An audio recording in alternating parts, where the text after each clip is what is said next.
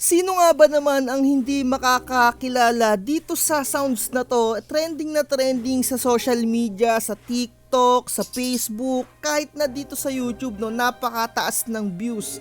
So eto yung trending na trending ngayon na Selos na kanta neto ni Shaira. At kapapasok nga lang ng balita, no, kakapost lang dito sa Inquirer.net na itong si Shaira Moro, yung kumanta nga na itong Selos, ay was removed from streaming platform, no, netong Tuesday nga March 19. Pagkatapos nga maglabas ni Lenka ng statement tungkol nga dun sa kanta neto ni Lenka, dun sa beat niya, yun pala, yung beat na ginagamit neto ni Shaira ay hindi pala original beat. Kumbaga ginamit lang yung beat niya at pinatungan ng ibang lyrics. Kaya pala eto, no, posible nang mawala etong upload na to, no, etong music video na to neto ni Shaira dito sa YouTube din. Meron na siyang 9 million na views dito sa YouTube. Napakataas na views na niyan. So dito sa description, hindi naman talaga nila tinago kung sino yung original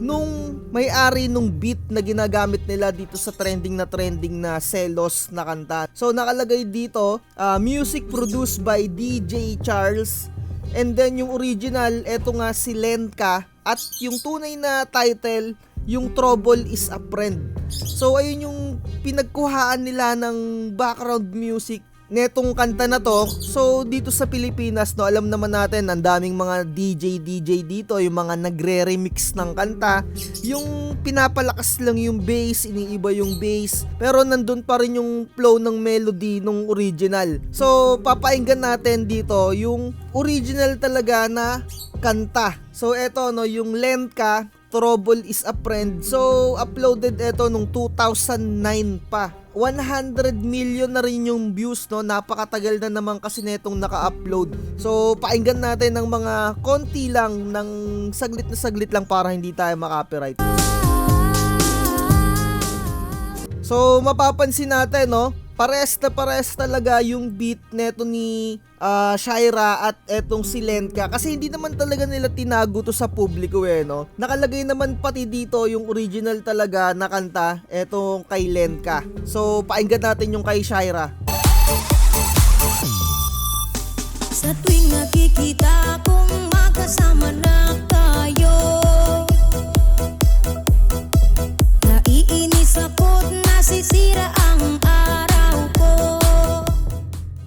So mapapansin nyo, no, same na same din talaga yung melody talaga, tas medyo binago-bago lang yung pagkabira ng bass, no. Usually ganyan yung ginagawa ng mga nagdi-DJ, yung mga nagre-remix ng mga kanta na trending.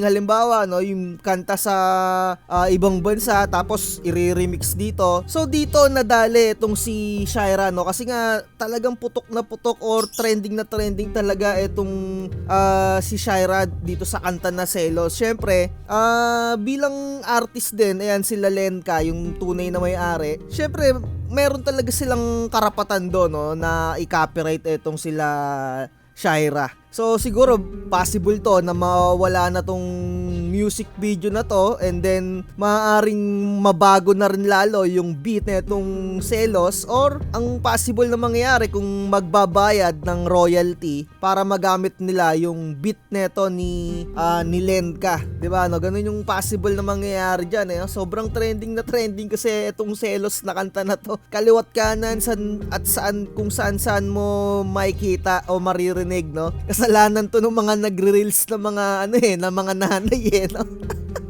Laging ginagamit itong Selos na background music sa mga reels, kaya talagang ang daming trending na trending. Kapag ginamit mo kasi sa reels itong Selos, talagang mapapansin mo ang taas ng views.